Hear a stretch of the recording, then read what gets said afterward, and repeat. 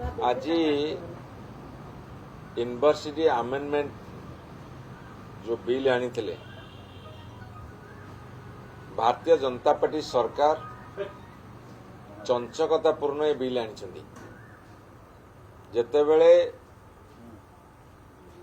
1999 मसीहा 1989 रे university act करा जाइथिला तार 31 वर्ष पर 2020 रे तत्कालीन बीजेडी सरकार ये बिल आनी अमेंडमेंट करथिले एवं एमाने 2024 रे जो अमेंडमेंट बिल आनले सेथिरे से लिखिछंती 1999 मसीहा 1989 रो बिल को आमे संशोधन करूछु जेहेतु 2020 बिल उपरे यूजीसी सुप्रीम कोर्ट को जाइछंती हाई कोर्ट रे हारला परे हाई कोर्ट रे गवर्नमेंट जो बिल आनतला 2020 ताको अपहेल्ड कले एवं ता विरुद्ध रे यूजीसी लाइछि केस पेंडिंग अछि सुप्रीम कोर्ट रे सेते बेले एठी राज्य सरकार ए बिल आनिछंती तार वैधता केते अछि न अछि सेटा परवर्ती समय रे सुप्रीम कोर्ट रे आलोचना हबो बा ताको एसएलपी माध्यम रे आलोचना करा जिवो किंतु आज जो बिल आनले से एथिरे कहिले जे राज्य सरकार यूनिवर्सिटी मानकू स्वायत्तता बा ऑटोनॉमी देवाक प्रयास करछंती प्रथमे आमे आसीबा वाइस चांसलर नियुक्ति रे वाइस चांसलर नियुक्ति रे कोन हैला ना जो कथा चांसलर बा गवर्नर को पावर थिला ताकू से काटी दैछंती गवर्नर बा चांसलर सीए तांकर जने नोमिनी रखिबे सर्च कमिटी रे जो 3 जणिया सर्च कमिटी सेही सर्च कमिटी जो नोमिनी रखिया कथा स्टेट गवर्नमेंट से पावरटा निज हाथ को आनिले स्टेट गवर्नमेंट 3 जनक ना पठेबे चांसलर पाखरु एवं चांसलर तांको भितर जन को बाछिबे किए कमिटी रो चेयरमैन हेबो यूजीसी जन को पठेबे एवं से कहिसंती सिंडिकेट जन को पठेबे जो 3 जणिया सर्च कमिटी हेबो सेथिरे चांसलर पावर किछि नाही काहे कि ना स्टेट गवर्नमेंट जो 3 जनक ना पठेबे सेहितरु चांसलर जन को बाछिबे से चेयरमैन हेबे तेणु चांसलर पावर को मैंने काटिले जोटा गोटे conflict between chancellor and the state government ये प्रथम कथा द्वितीय कथा ओपीएससी माध्यम जो रिक्रुटमेंट करा जाउथिला जेतेबेले ओडिशा रे मात्र 3टी बा 5टी यूनिवर्सिटी थिला सेतेबेले कम यूनिवर्सिटी थवारु यूनिवर्सिटी माने तांकर रिक्रुटमेंट करूथिले लेक्चरर बा असिस्टेंट प्रोफेसर एसोसिएट प्रोफेसर बा प्रोफेसर किंतु जेतेबेले 18टा यूनिवर्सिटी हे गलानी स्टेट गवर्नमेंट अंडर रे सेतेबेले जो पिला धरंतु नॉर्थ ओडिशा यूनिवर्सिटी इंटरव्यू दउची सेठी सिलेक्ट हो जाइए जदि परवर्ती समय से उत्कल यूनिवर्सिटी पाई जाउची ताले सेठी जॉइन न करिबा जॉइन करथिले भी छाड़ी के आसी एठी जॉइन करूची जा फल सेठी वैकेंसी पडुची तेणु करी ओपीएससी की दिया जाइतला एथि पई जे अंतत भाव रे एई जो असंगति रहुची रिक्रुटमेंट रे सेटा दूर करिया पे सेठी मध्य सब्जेक्ट एक्सपर्ट आसी की रिक्रुटमेंट करूथिले एवं 215 जन बछा बछा assistant professor associate professor professor मान को बाची एवं यूनिवर्सिटी मान हाथ में रहिले जोटी भल वाइस चांसलर पड़े सेठी भल रिक्रुटमेंट हम जोटी वाइस चांसलर मतिगति भल न रहिबो सेठी बैड ब्लड मैंने आसीजे यूनिवर्सिटी को जहाँ फल कि गोटे जेनेरेशन नष्ट हो शिक्षा व्यवस्था भितर जदि गोटे भूल रहिबो ताले गोटे जेनेरेशन नुह पीढ़ी पर पीढ़ी आक्रांत हम कहीं यूनिवर्सिटी जो माने बाहरिबे से माने यूनिवर्सिटी लेक्चरर रहिबे प्रोफेसर रहिबे कॉलेज मानकर लेक्चर प्रोफेसर रहिबे असिस्टेंट प्रोफेसर एसोसिएट प्रोफेसर रहिबे एवं हाई स्कूल लेवल में पढ़ेबे कहीं जो एकाडेमिशियंस बाहरिबे से माने से यूनिवर्सिटी जन्म नियंती तेणुक यूनिवर्सिटी प्रोफेसर बा लेक्चरर बा आपनकर असिस्टेंट प्रोफेसर एसोसिएट प्रोफेसर सेतिकी पवित्रता सहकारी रिक्रुटमेंट करिया दरकार आमे देखिचु जेतेले ओपीएससी रिक्रुटमेंट कले 215 जन को करथिले तापरे यूजीसी जाईकी ता यूजीसी रो पर्व्यू भितर नाही किंतु से बळे पसी मंगलवार कला भली हाई कोर्ट रे इंटरव्यू हेतिले हाई कोर्ट रे हारिले तत्कालीन गवर्नमेंट जितिले वर्तमान यूजीसी सुप्रीम कोर्ट रे केस करया फल स्टे हेकी अछि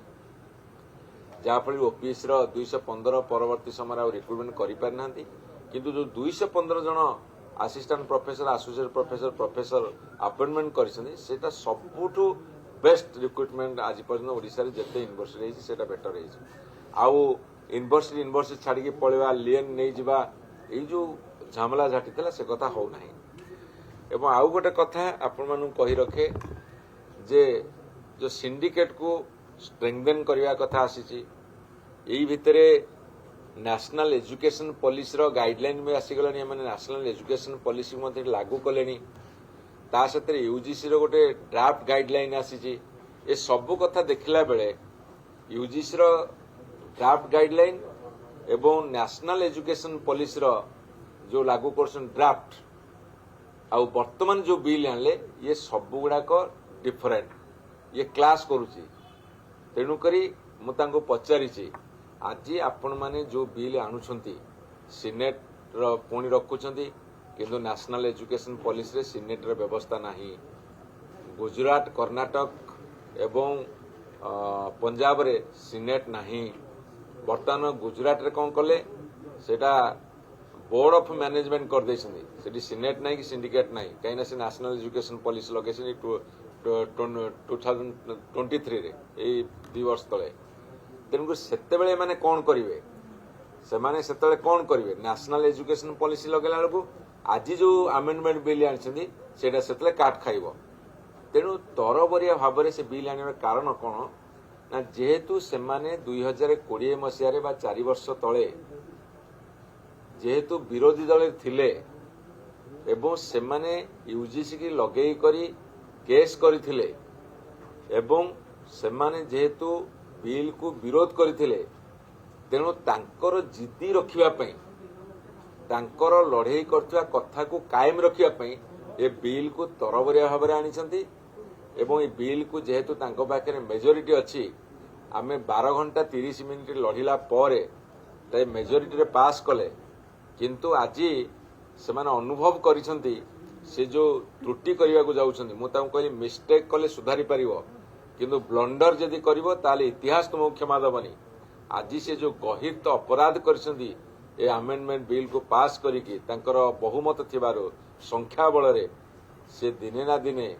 पस्तेबे कहीं जितेबले ओडिशार शिक्षा व्यवस्था बा यूनिवर्सिटी लेवल शिक्षा व्यवस्था रसातल को जीव ध्वंस हम सी कहते जे यही बिल पास करदे ग्रॉस एनरोलमेंट बढ़ी जीव मुझे आज चैलेंज देती आजिका दिन में हिसाब कर पीजी डिपार्टमेंट्स रे केते पिला एडमिशन करिसेंती आउ ये बिल पास होला पर संख्या बढ़ुची बा कमुची ताको आगामी दिन हिसाब करा जीवो एमिति अनेक तथ्य रखिछु अनेक उपादेय कथा रखिछु से आमर कौन सी कथा कौन सी सत्य कौन सी तथ्य को ग्रहण कलेनी तांकर ब्रूट मेजोरिटी रे बा तांकर संख्या अधिक एमएलए थिबारु मत अधिक हबारु से बिल पास करछंती ये होची ओडिशा पे एक दुख एवं कला दिवस राति 4:30 हेलानी अपराह्न 4टारू आरंभ होगी सकाल 4:30 पर्यंत आम लड़ाई कलु ये अंततः भाव में भारतीय जनता पार्टी सरकार एमती कौन सी भूल न करंतु जो गोटे पीढ़ी केवल शिक्षा व्यवस्था को नष्ट हेनी पीढ़ी पर पीढ़ी नष्ट होवार संभावना अच्छी एवं सबुठारु बड़ दुखर विषय सीए जो रिक्रुटमेंट करिया को जाउछंती वीसी मानक माध्यम रे लेक्चर मानकू बा असिस्टेंट प्रोफेसर एसोसिएट प्रोफेसर बा प्रोफेसर मानकू सेठी कोठी ना कोठी तांको लाइन रे जो माने तांकर पार्टी रो आइडियोलॉजी बा आरएसएस आइडियोलॉजी रे थिबे सेही बाटे तांकू पुरेबे शिक्षा व्यवस्था भितर को सारा भारत वर्ष रे से अवस्था अछि अनेक राज्य मत केरला तमिलनाडु कर्नाटक तेलंगाना एपरिक घटक दल आंध्र पंजाब वेस्ट बेंगाल एम समस्त बर्तमान विरोध करुँच तेणुक विरोधाभास जरूर आसव एवं दिने ना दिने आज जो ऐतिहासिक भूल कर सेमाने पस्तेबे कि नहीं जानी किंतु ओडिशावासी जरूर मनस्ताप करेंगे एभली एक सरकार को निर्वाचित कर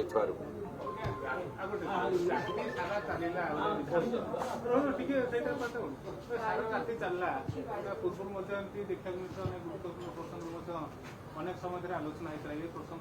12.5 घंटा आलोचना नहीं शुणु साधारण भाव ये बहुत नुआ विधायक भी आसती ଏବଂ ଅନେକ ନୂଆ ସାମ୍ବାଦିକମାନେ ବି ଆସିଛନ୍ତି ଏବଂ ଓଡ଼ିଶାର ଜନସାଧାରଣ ଅନେକ ଯେଉଁ ନୂଆ ପିଢ଼ି ସେମାନେ ଭାବନ୍ତି ଯେ question hour, zero hour, adjournment motion ଏସବୁ ହେଉଛି ବିଧାନସଭାର ମୁଖ୍ୟ କାମ। ବିଧାନସଭାର ମୁଖ୍ୟ କାମ ହେଉଛି ବିଧି ବା ଆଇନ ତିଆରି କରିବା। ଏଇଟା ଯେଉଁ ବିଧେୟକ ଆସିଲା, ବିଲ୍ ଆସିଲା, ବିଧାୟକମାନଙ୍କର କାମ ହେଲା ବିଧେୟକ ତିଆରି କରିବା ବା ବିଲ୍ ତିଆରି କରିବା। ଆପଣ ଯେତେବେଳେ ବଜେଟ୍ ଆସୁଛି, ବଜେଟ୍ ଯେତେବେଳେ ପାସ୍ ହେଉଛି ଆପ୍ରୋପ୍ରିଏସନ୍, ସେଇଟା ହେଉଛି ମନି ବିଲ୍। ବିଲ୍ ପାସ୍ କରିବା ମୁଖ୍ୟ ଆଜେଣ୍ଡା। ତେଣୁକରି ଆଜି ଯେଉଁ ବିଲ୍ ଉପରେ 12.5 ଘଣ୍ଟା ଆଲୋଚନା ଆହୁରି ଅଧିକା ହେଇପାରିଥାନ୍ତା, କିନ୍ତୁ ସେମାନେ ଏତେ ସୁଯୋଗ ଦେଉନାହାନ୍ତି। ବିଧାୟକମାନଙ୍କର ପ୍ରମୁଖ ଏବଂ ମୁଖ୍ୟ କଥା ହେଉଛି ବିଧେୟକ ଆଣିବା, ବିଲ୍ ଆଣିବା,